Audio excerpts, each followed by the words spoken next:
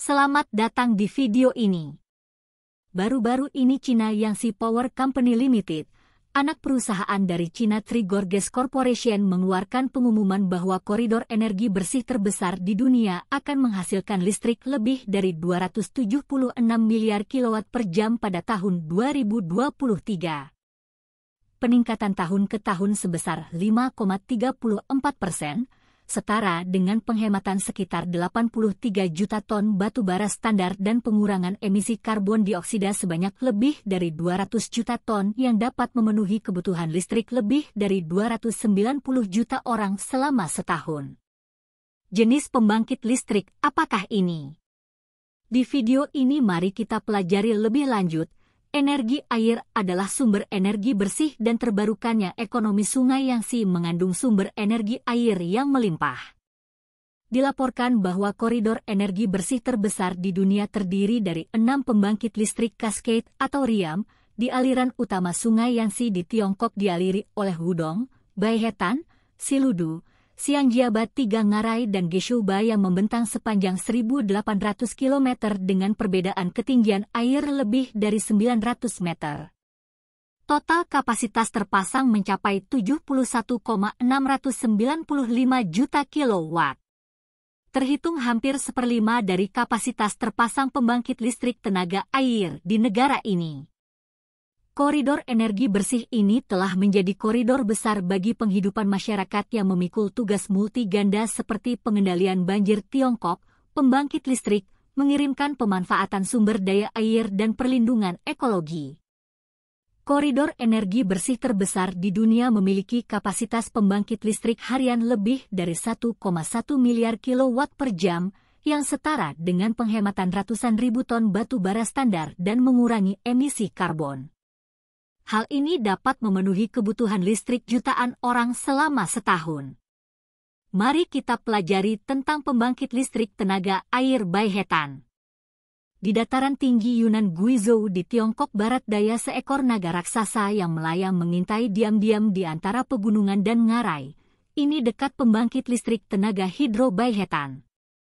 16 unit pembangkit listrik tenaga air yang tinggi berdiri seperti 16 raksasa di kedua sisi sungai. Mereka diam-diam menjaga sungai induk ini dan menggunakan keajaiban kekuatan air untuk menggerakkan aliran energi yang stabil oleh pembangkit listrik tenaga air.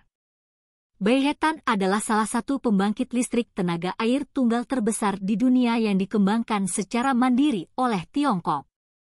Stasiun ini dilengkapi dengan 16 unit turbin air jutaan kilowatt yang unik di dunia, masing-masing unit tingginya lebih dari 50 meter dan beratnya lebih dari 8.000 ton yang lebih berat dari Menara Eiffel.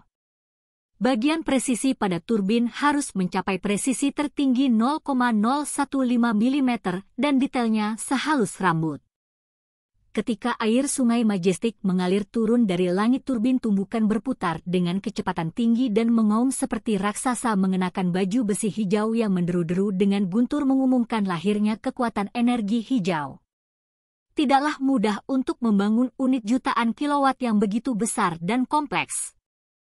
Pada tahun 1970-an, konstruksi pembangkit listrik tenaga air Tiongkok masih dalam tahap awal. Jalan menuju pengembangan jutaan kilowatt unit yang mereka daki puncak demi puncak sebelum akhirnya memulai era ini. Hari ini, 16 unit beroperasi bersama dengan tenaga hingga 16 juta kilowatt, setara dengan 16 juta kuda yang berlari sekaligus, memberikan tenaga yang stabil kepada 250 juta rumah tangga setiap tahunnya. Raksasa hijau ini secara signifikan mengurangi emisi pembakaran batu bara dengan cara yang efisien dan ramah lingkungan, memberikan momentum bersih yang kuat bagi pembangunan berkelanjutan perekonomian dan masyarakat Tiongkok. Penyelesaian Baihetan membuktikan bahwa teknologi pembangkit listrik tenaga air Tiongkok telah mengambil posisi terdepan di dunia.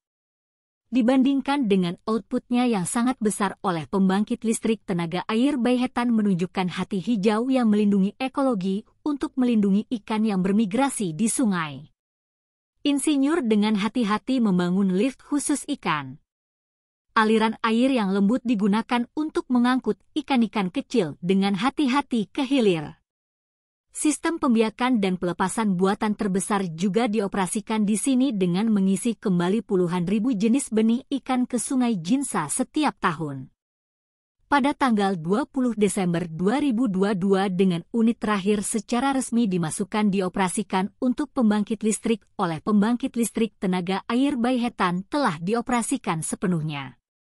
4 proyek super di bagian hilir pembangkit listrik tenaga air Sungai Jinsa oleh pembangkit listrik Wudong, tenaga air Baihetan, pembangkit listrik tenaga air Siluodu dan pembangkit listrik tenaga air Siang Jiaba bersama-sama dengan proyek konservasi air Geshouba dan proyek 3 ngarai di Sungai Yangtze bersama-sama membentuk koridor energi bersih terbesar di dunia. 6 pembangkit listrik tenaga air dikerahkan di Cascade untuk menyimpan air dan melepaskan energi dengan pembangkit listrik tahunan rata-rata sebesar 300 miliar kilowatt per jam yang dapat dihasilkan. Secara efektif meringankan situasi kekurangan listrik di Tiongkok Tengah dan Timur serta provinsi-provinsi seperti Sichuan, Yunnan dan Guangdong dan memainkan peran pendukung penting dalam transmisi listrik dari barat ke timur serta pengoperasian jaringan listrik yang aman dan stabil. Mengumpulkan kekuatan Sungai Yangtze dan mengumpulkan air dari seluruh dunia, Naga Hijau menghubungkan 6 pembangkit listrik tenaga air di Tiongkok Selatan untuk membentuk basis energi bersih terbesar di dunia. Bentangan Naga Hijau ini sepanjang 1.870 km. Sebelum melanjutkan lebih jauh, beritahu kami apakah Anda menyukai video ini. Jika ya, silakan klik suka dan bagikan. Dan mari kita lanjutkan. Ini dimulai dari Sungai Baru di dataran tinggi Yunnan Guizhou berkelok-kelok melalui Sungai Min dan Sungai Jinsa mengalir ke arah timur menuju Sungai Yangtze dan bergabung dengan arus utama Sungai Yangtze di 3 bendungan ngarai. Di sepanjang jalan dengan tingkat 6 juta kilowatt pembangkit listrik tenaga air bergabung satu demi satu, seperti 6 zamrud yang bermanfaat bagi masyarakat. 3 pembangkit listrik tenaga air terbesar yang indah, stasiunnya memiliki kapasitas terpasang 22,5 juta kilowatt setara dengan lebih dari 20 pembangkit listrik tenaga panas. Ke-6 pembangkit listrik tenaga air ini dikoordinasikan dan dikirim seperti 6 pejuang hijau yang berjuang berdampingan. Mereka menggunakan sumber daya air yang berlimpah di Yunnan dan Sichuan untuk memaksimalkan energi air. Memastikan keamanan hilir menyediakan 300 miliar kilowatt per jam listrik bersih ke wilayah timur setiap tahun. Listrik ini akan berkontribusi untuk mencapai tujuan karbon ganda. Naga hijau ini juga berperan penting dalam mengatur volume air, mencegah banjir dan mengurangi bencana yang ada. Waduk dengan total kapasitas penyimpanan 91,9 miliar kubik meter di sepanjang jalur, yang dapat digunakan untuk pengendalian banjir dan pengiriman ketika daerah aliran Sungai Yangtze mengalami banjir besar pada tahun 2016 dan 2017, Naga Hijau ini melangkah maju dan bersama-sama untuk melepaskan banjir, mengurangi pengendalian banjir tekanan hilir dan melindungi kota-kota pesisir. Untuk memastikan efek pengaturan volume air ke-6 pembangkit listrik tenaga air ini seperti 6 jurumudi. Dengan bantuan sistem pengiriman digital modern mereka dapat memahami kondisi air dan kebutuhan jaringan listrik secara real-time dan dikirim secara ilmiah untuk menjamin keselamatan dan kelancaran arus pelayaran. Penyimpanan bendungan yang dikoordinasikan dengan kapal-kapal yang melewati kunci dapat secara efektif meningkatkan permukaan air di hilir dan menjamin jalannya saluran air sehingga mendorong pembangunan ekonomi di bagian tengah dan hilir Sungai Yangtze. Selama setengah abad terakhir Tiongkok konstruksi pembangkit listrik tenaga air telah membuat lompatan bersejarah dari yang berikut menjadi memimpin dunia. Turbin bendungan 3 ngarai memiliki kapasitas tunggal sebesar 1 juta kilowatt dan seluruhnya diproduksi dengan peralatan dalam negeri yang menandai perpindahan industri manufaktur peralatan pembangkit listrik tenaga air Tiongkok ke pusat pembangunan pembangkit listrik tenaga air. Di panggung dunia dalam pembangunan proyek pembangkit listrik tenaga air super besar Tiongkok terus-menerus menerobos kesulitan teknis dunia dan mengumpulkan pengalaman berharga. Potensi yang dilepaskan oleh Naga Hijau ini masih jauh dari dieksploitasi sepenuhnya. cekungan Sungai Jinsa kaya akan sumber daya angin dan surya. Di masa depan pembangkit listrik tenaga air, angin, dan tenaga surya dapat dikembangkan berdasarkan pembangkit listrik tenaga air. Menggunakan berbagai jenis energi terbarukan untuk mengurangi biaya komprehensif dan memberikan dorongan baru ke dalam perekonomian lokal. Untuk mencapai tujuan ini, komunikasi dan kolaborasi antara berbagai daerah dan departemen juga perlu diperkuat. Di cekungan dan membangun model baru untuk keseluruhan koordinasi dan pengiriman pembangkit listrik tenaga air, tenaga angin dan fotovoltaik. Sambil mengembangkan dan memanfaatkan sumber daya terbarukan, dengan memastikan keamanan air dan listrik di wilayah hilir dan mencapai hidup berdampingan yang harmonis antara manusia dan alam. Naga hijau ini telah menjadi pilar penting keamanan energi Tiongkok dan juga akan menjadi kekuatan pendorong penting dalam mempromosikan tujuan karbon ganda. 6 pembangkit listrik raksasa ini akan debut sebagai sebuah kelompok dan akan mengerahkan setidaknya 3 efek keterkaitan fungsinya. Yang pertama adalah pengendalian banjir bersama. Pengiriman oleh Waduk Baihetan memiliki kapasitas penyimpanan terbesar di antara 4 air terjun hilir Sungai Jinsa dengan tingkat penyimpanan air normal sebesar 825 meter dan kapasitas penyimpanan pengendalian banjir sebesar 7,5 miliar kubik meter setara dengan kapasitas danau 1,5 Tayo kedua setelah 3 proyek Ngarai dan proyek Danjiangkou.